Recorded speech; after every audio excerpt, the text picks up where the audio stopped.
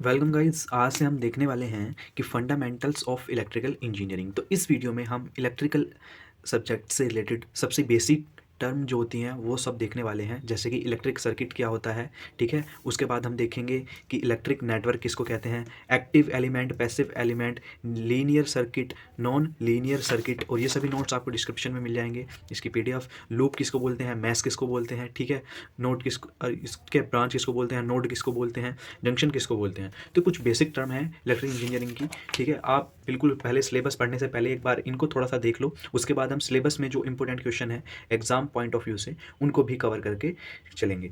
तो स्टार्ट करते हैं। सबसे पहले बेसिक टर्म होती है कि इलेक्ट्रिक सर्किट किसको बोलते हैं, ठीक है। एक मिनट।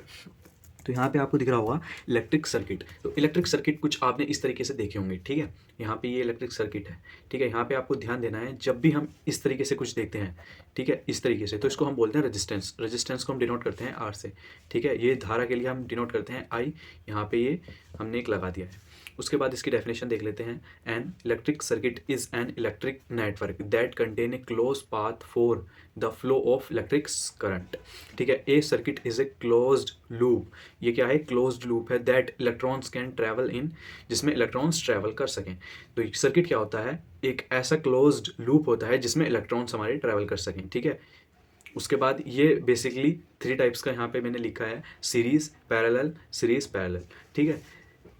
उसके बाद इसके यूज्ड देख लेते हैं। Modern electronic device, calculator, mobile phone, handset, computer and many more, बहुत सारे इसके और एग्जाम्पल हैं। उसके बाद मिलते हैं, अगर आपका लूप क्लियर है, मैश क्लियर है, ब्रांच क्लियर है, नोड क्लियर है कि नोड मैश किसको बोलते हैं, तो इलेक्ट्रिक जो मैंने शुरू में सर्किट बताया था वो आपको इस वाले पेज पे पूरा क्लियर हो जाएगा। अब आपकी वहाँ पे समझ नहीं आया तो यहाँ पे देखते हैं। नेक्स्ट हम देखते हैं इलेक्ट्रिक नेटवर्क किसको बोलते हैं।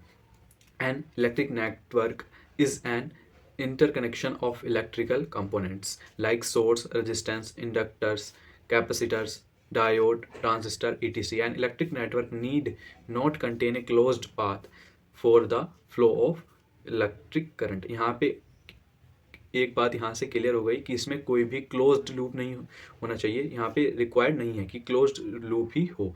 यहाँ पे उसको हम क्या बोलते हैं, इलेक्ट्रिक नेटवर्क बोलते हैं, ठीक है। और नो एनर्जी सोर्स। अब देख लेते हैं कि एक्टिव एलिमेंट किसको बोलते हैं। ये 2 नंबर में बहुत ज़्यादा इलेक्ट्रिक इंजीनियरिंग में पूछा जाता है। 2 नंबर में एक्टिव पैसिव दोनों एक साथ आते हैं, तो इनका ज़्यादा पढ़ी करके थ्योरी याद नहीं करनी, जैसे कि आपने अपने क्वांटम सीरीज़ में देखी होगी, वहाँ पे बहुत बड़ा करके दिया हुआ होता है। सिंपल 2 लाइन में इस तरीके से आंसर देना है। देख लेते हैं।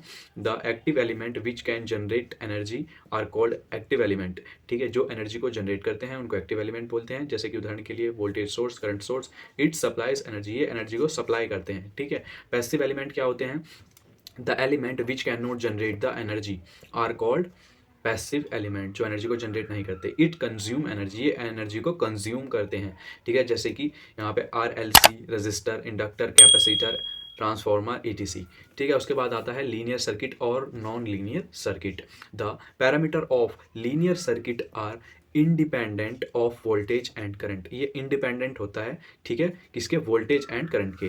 The parameter of non linear circuit are dependent of voltage and current, ये डिपेंडेंट होता है वोल्टेज एंड करंट पे।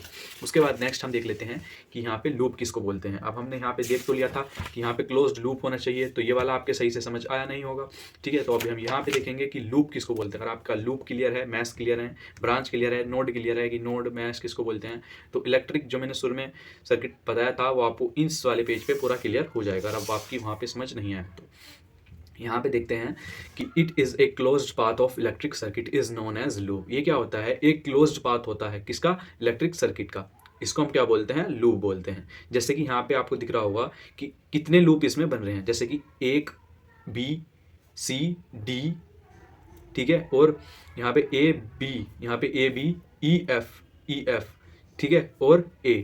तो यहाँ पे एक लूप तो ये वाला हो गया, यहाँ से लेके यहाँ तक एक लूप यहाँ पे हो गया। अब दूसरा लूप देख लेते हैं। दूसरा लूप हो गया एक ये वाला, ठीक है, यहाँ पे B C D E B, ठीक है, यहाँ पे मैंने लिख भी दिया है। उसके बाद तीसरा वाला लूप देखते हैं, A, ठीक है, C D F और A, ठीक है। उसके बाद हम देखते हैं सबसे लास्ट वाला लूप A B C, ठीक है, A B C और D E F, और वहाँ पे पूरा एक पे आपके लूप कंप्लीट हो जाता है। तो इस तरीके से हमारा लूप होता है। अब मैश और लूप में डिफरेंस आ जाता है। तो मैश और लूप में आपको 2 चीज़ों का ध्यान देना है कि all loop are mesh but all mesh are not loop. क्या बोला इसने कि ऑल लूप आर मैश, सभी लूप मैस हो सकते हैं बट सारे मैस जो हैं वो लूप नहीं हो सकते। वो कैसे, अभी एग्जांपल से देखेंगे। Mesh is a loop that can't be divided into other loops is called mesh. ये एक ऐसा लूप होता है मैस जिसको हम और भागों में डिवाइड नहीं कर सकते। जैसे कि यहाँ पे एक लूप है सबसे लास्ट वाला, इसको हम दो लूप में और डिवाइड कर सकते हैं, एक तो इस वाले में एक इस वाले में, ठीक है, इसको जैसे कि हमने शुरू में ही देखा था। लेकिन ये एक ऐसा लूप होता है जिसको बिल्कुल भी डिवाइड नहीं कर सकते, तो वो हमारा मैस बन जाता है। Any shortest closed path is known as meshes. वही ये लिखा हुआ है, एनी शॉर्टेस्ट क्लोज्ड पाथ, ठीक है, इज नोन एज मैस। ठीक है, जैसे कि इसमें देख लेते हैं ABGHA,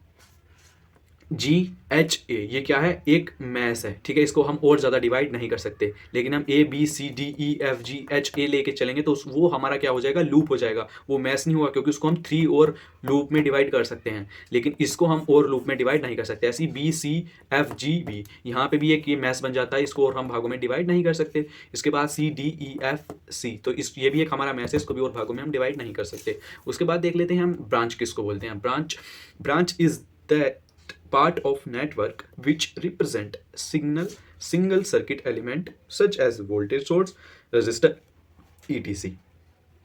ओके, ब्रांच क्या होता है, ब्रांच एक नेटवर्क होता है, part of network which represent single circuit element, जो सिंगल सर्किट एलिमेंट को रिप्रेजेंट करता है, सच एज वोल्टेज सोर्स और रेजिस्टर etc. उसके बाद देखते हैं नोड किसको बोलते हैं। Node is a point in a electric circuit where 2 or more element are connected is known as node. जैसे कि ए का एक अलग नोड है, यहाँ पे ये जो ए पे एक बिंदा सा लग रहा है ना, इसको ही हम नोड बोलते हैं, ठीक है। तो वही है कि नोड इज ए पॉइंट, यहाँ पे एक ये पॉइंट है in a electric circuit where 2 or more element are connected is known as node. यहाँ पे 2 से ज़्यादा यहाँ पे क्या कनेक्टेड है एलिमेंट, यहाँ पे ये कनेक्टेड है B और D, यहाँ पे ये सब कनेक्टेड हैं, तो इसी को हम क्या बोलते हैं, नोड बोलते हैं, ठीक है। जंक्शन किसको बोलते हैं, अब आ जाते हैं जंक्शन पर। Junction is a point in any given electric circuit where 3 or more branches, जिसकी 3 से भी ज़्यादा branches हों, combined that point is known as junction। Junction किसको बोलते हैं, जिसकी 3 से ज़्यादा ब्रांच हो, ठीक है। all junction are node but all node are not junction। सारे जो जंक्शन होते हैं, ठीक है, वो नोड हो सकते हैं पर हर नोड जंक्शन नहीं हो सकती, ठीक है। जंक्शन किसको बोलते हैं, जहाँ पे 3 से ज़्यादा या 3 कम से कम नोड वहाँ पे हों। जैसे कि एग्जाम्पल से इसको देखते हैं। एग्जाम्पल क्या होगा, यहाँ पे आप इस वाले नोड को ले लें तो यहाँ पे ये जंक्शन नहीं है क्योंकि यहाँ पे केवल 2 ही नोड से ये कनेक्टेड है। लेकिन यहाँ पे इसको ले लें तो ये एक जंक्शन है, यहाँ पे 1 2 3, यहाँ पे 3 नोड से डी कनेक्टेड है तो ये एक जंक्शन है, ठीक है। तो इसी तरीके से जो भी 3 या 3 से ज़्यादा नोड से कनेक्टेड हो उसको हम जंक्शन बोल देते हैं। तो ये आज की वीडियो में था। तो वीडियो पसंद आई तो वीडियो को लाइक करना, चैनल को सब्सक्राइब करना है। कुछ बेसिक टर्म थी जो आपको थोड़ा सा ओवरव्यू इसका लेना ज़रूरी था, ठीक है। इसके बाद हम इलेक्ट्रिक इंजीनियरिंग से रिलेटेड जो इंपॉर्टेंट क्वेश्चन होते हैं वो सभी कवर करेंगे, ठीक है। चैनल को सब्सक्राइब कर लेना क्योंकि ये इस चैनल पर आपको बिल्कुल मेन कंटेंट मिलेगा जो कि एग्जाम में ज़्यादातर पूछा जाता है, ठीक है। तो मिलते हैं नेक्स्ट वीडियो में। Thank you for watching.